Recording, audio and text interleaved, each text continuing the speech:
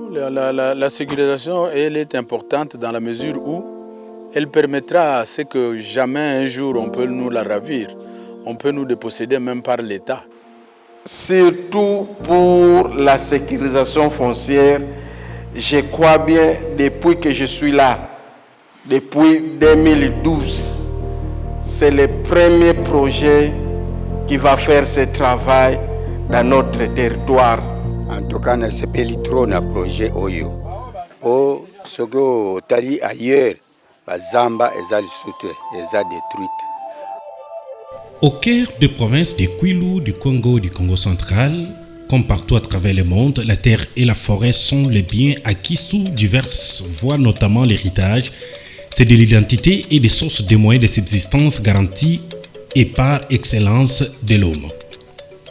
C'est dans ce cadre que le projet à venir, à travers son partenaire, l'ONG Action pour la paix et la Concorde APC, a choisi d'agir en mettant en œuvre le volet appui à la sécurisation foncière et à la gestion inclusive des forêts communautaires et de terrains dégradés dans les provinces de Kwilu, Kwango et Congo central en vue de promouvoir la gestion rationnelle et participative des ressources naturelles, améliorer et rendre durable la production agricole des ménages agricoles vulnérables.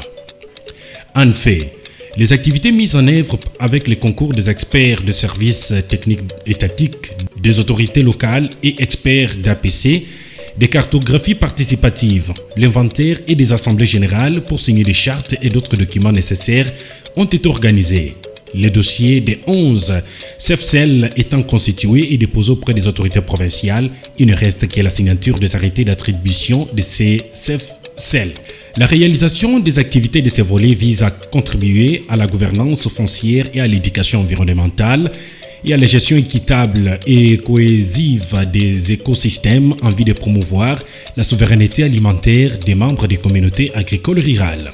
En un an, l'élan a dépassé toutes les attentes. Alors que l'objectif était de 25 000 hectares, ce sont plus de 53 000 hectares de forêts des communautés locales qui sont aujourd'hui en voie de sécurisation. Concernant la sécurisation foncière, déjà 55 familles bénéficiaires du FIAT ont reçu leur contrat de concession d'amphithéose, transformant l'incertitude en stabilité. Et c'est ce qui prouve une chose, les communautés étaient prêtes pour le changement.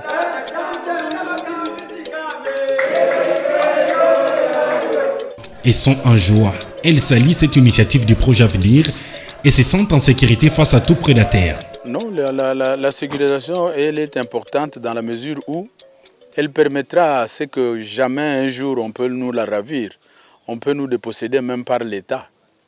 C'est-à-dire que l'État reconnaît que c'est notre forêt à nous.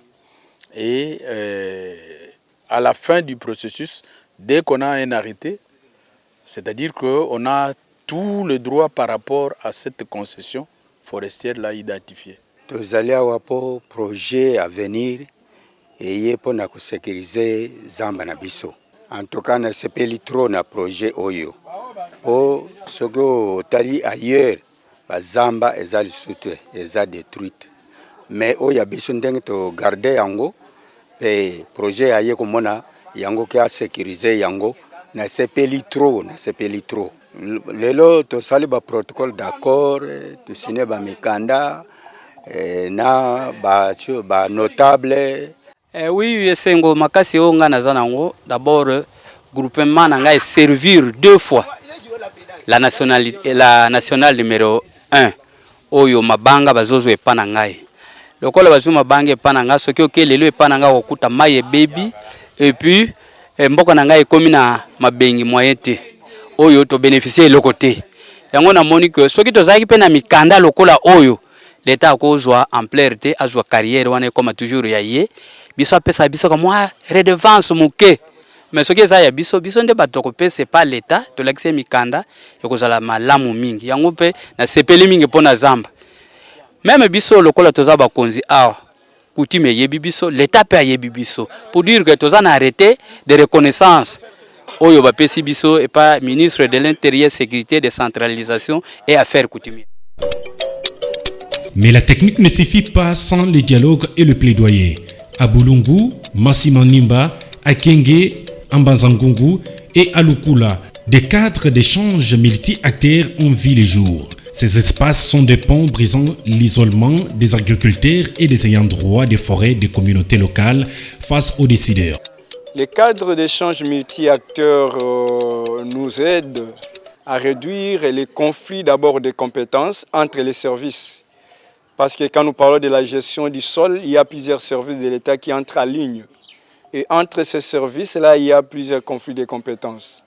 Ces cadres vont nous aider à diminuer, à réduire ces conflits de compétences entre les services, d'une part, et d'autre part aussi à régler les conflits fonciers sur le terrain. Parce que là, nous trouvons tous les services qui sont impliqués, en commençant par l'administrateur du territoire. Il doit avoir des gens qui vont accompagner ces projets. Et pour accompagner ces projets, la balle est jetée dans notre camp.